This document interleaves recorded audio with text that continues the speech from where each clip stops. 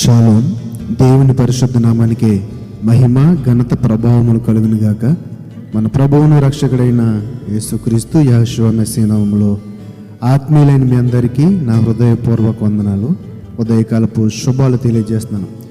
లోకా గ్రంథము 1వ అధ్యాయము 42వ వచనం చదువుతున్నాను. లోకా గ్రంథము 1వ అధ్యాయము 42వ వచనం.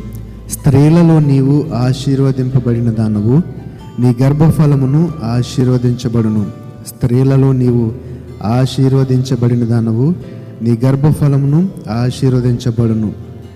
ప్రభుత్వం పిల్లలు, మొదటిగా ఈ యొక్క వాక్య భాగం యొక్క సందర్భాన్ని ఆలోచిస్తే కనుక, మరి మరియ యోసేపునకు ప్రదానము చేయబడిన తర్వాత పరిశుద్ధాత్మ వలన మరి మరియ గర్భవతి అవటం మనము వాక్యంలో చదివాము.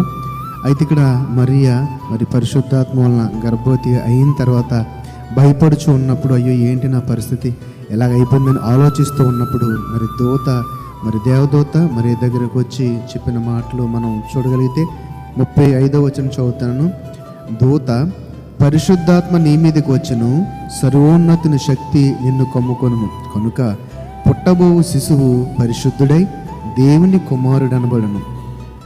మరియు నీ బంధువురాలు ఎలిజబెత్ కూడా తన వృద్ధాప్యమందు ఒక కుమారుని గర్భము ధరించినది. గొడ్రాలనబడిన ఆమెకు ఇది 6వ మాసము. దేవుడు చెప్పిన ఏ మాట అయినను నిరర్ధకము కానేరదని ఆమెతో చెప్పాను. ఇక్కడ గొప్ప అద్భుతాన్ని మనం చూస్తున్నాము. మొట్టమొదటిగా మరియమ్మ విషయంలోనేమో పరిశుద్ధాత్మ వలన గర్భవతి అవ్వటం, రెండవదిగా గొడ్రాలు అనబడిన మరి ఎలిజబెత్ ఇప్పుడు గర్భం ధరించి 6వ నెలని దూత ద్వారా మనం వినగలుగుతున్నాం. దేవునికి అసాధ్యమైనది ఏదీ లేదు. ఎంతో మరి అసలు పురుషుని కూడని స్త్రీ గర్భవతి అవ్వటము మరి అసంభవం ఈ యొక్క శరీర ఆ లోకానుసారంగా చూస్తే. అయితే దేవునికి సాధ్యమైనది ఏంటంటే పరిశుద్ధాత్మ వలన ఆమె గర్భం ధరించింది, ఒక కుమారుని కన్నను, ఆయన దేవుని కుమారుడు అనబడినని ఇక్కడ దూత చెప్పిన మాట మనము చూస్తున్నాం. అనగా దేవుడు చెప్పిన ఏ మాట అయినను నిరర్ధకము కానేరదు. అందుకు మరి చెప్పిన మాట ఏంటి తెలుసండి? ఇదిగో ప్రభు దాసురాలను నీ మాట చొప్పున నాకు జరుగునుగా కనెను. ఎంత చక్కని సమాధానం చూడండి. అంటే దేవునిపై ఉన్న నమ్మకము, దేవునిపై ఉన్న యొక్క విశ్వాసము మరియమ్మలో మనం చూడగలుగుతున్నాము. ఆమె కూడా మనకు ఒక మాదిరి ఈ యొక్క విశ్వాసం విషయంలో అది ఈ సందర్భం జరిగిన తర్వాత మరి ఆమె వెళ్ళిపోవడం జరిగింది.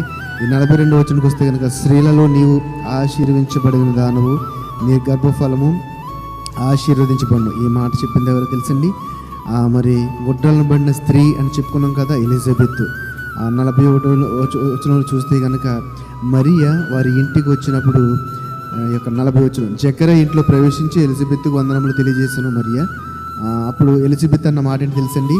ఎలిజబెత్ మరి యొక్క వందన వచనము వినగానే ఆమె గర్భంలో శిశువు గొంతులు వేసెను. అంతటా ఎలిజబెత్ పరిశుద్ధాత్మతో నిండుకునినదై బిగ్గరగా ఇట్లా, స్త్రీలలో నీవు ఆశీర్వదించబడిన దాను, లోక రక్షకుడు ఆమె గర్భంలో ఉన్నాడు.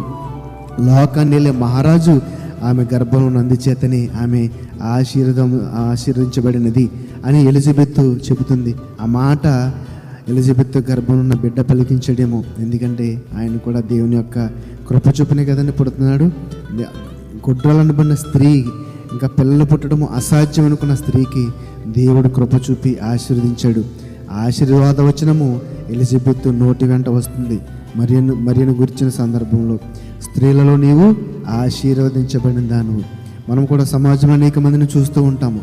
చక్కని గృహిణిగా, చక్కని తల్లిగా, చక్కని భార్యగా, వారి యొక్క స్థితి చొప్పున, సామర్థ్యం చొప్పున మరి వారి యొక్క కార్యంలో నెరవేరుస్తూ గృహాల్లో చక్కని పేరును పొందగలుగుతుంటారు. కొంతమంది ఏమో సంఘాల్లో చక్కని పరిచర్యలో వాళ్ళు భాగస్తులై దేవుని కొరకే నేను పనిచేస్తున్నాను, మనుషుల కొరకు కాదన్నట్టుగా మరి ఎంతో వినయంతో, విధేయతతో మరి యొక్క సంఘంలో వాడబడుతూ మరి ఆశీర్వాదానికి వారు కూడా కారణమని నేను చెప్పగలుగుతున్నాను. ఎందుకంటే ఎప్పుడైతే మనము దేవుని యొక్క మహిమకు, దేవుని యొక్క మాటకు విధేయత చూపుతామో ఆ సందర్భంలో మరి దేవుడు మనకి ఆ యొక్క ఆశీర్వాదాలను మెండుగా దయచేయటకు సిద్ధమయ్యాడు. కాబట్టి ప్రియమైన సహోదరి సహోదరులారా, ఈరోజు స్త్రీలలో నీవు ఆశీర్వదించబడినదాను అని మరియమ్మ నిమిత్తము ఎలిజబెత్ చెప్పిన ఈ మాట మరి ఎందుకని ఆలోచన చేస్తే కనుక, ఆమె గర్భంలో ఉన్న మన లోకరక్షకుడు, మనల్ని రక్షించేవాడు, కాబట్టి ఆయనను మహిమపరుస్తూ, ఆయన ఘనపరుస్తూ, ఆయన మాటకు విధేయులమై, ఆయన ఆజ్ఞ చొప్పున నడుస్తూ ఉంటే కనుక ఆ యొక్క ఆశీర్వాదమునకు మనము కూడా అర్హులవుతామని చెప్పడం ఎటువంటి సందేహం లేదు. కాబట్టి మన యొక్క ప్రతి పనిని ఆయన ముందు పెట్టి చేస్తే కనుక మన యొక్క ప్రతి యొక్క జీవితంలో తీసుకున్న ప్రతి నిర్ణయాన్ని ఆయన సందులో ఆయన అడిగి తీసుకుంటే కనుక అది ఆశీర్వాదమే, అది మేలుకరమే. కాబట్టి ఆయన మహిమకు లోబడదాం, ఆయనకు విధేయులవుదాం. ఆయన మాట చొప్పున జీవితం అంటే కృప తండ్రి అయిన దేవుడు మనందరికీ దయచేయను గాక. ఆమేన్. పరిశుద్ధుడ మహోన్నతుడ మమ్మల్ని కనందండి, నీ పరిశుద్ధమైన నామమునకు వందనాలు, స్తుతులు, స్తోత్రాలు. స్త్రీలలో నీవు ఆశీర్వదించబడిన దానివని ఎలిజబెత్ ద్వారా నేను మరియకు చెప్పిన మాటను బట్టి నీకు వందనాలు, స్తుతులు ప్రభువా. అవును తండ్రి, నాయన మీరు ఆమె గర్భంలో ఉన్నప్పుడు ఆమె ఆశీర్వదించబడినదే. మీరు మా జీవితాల్లో ఉన్నప్పుడు, మా సంఘంలో ఉన్నప్పుడు మేము ఆశీర్వదించబడిన వారమే.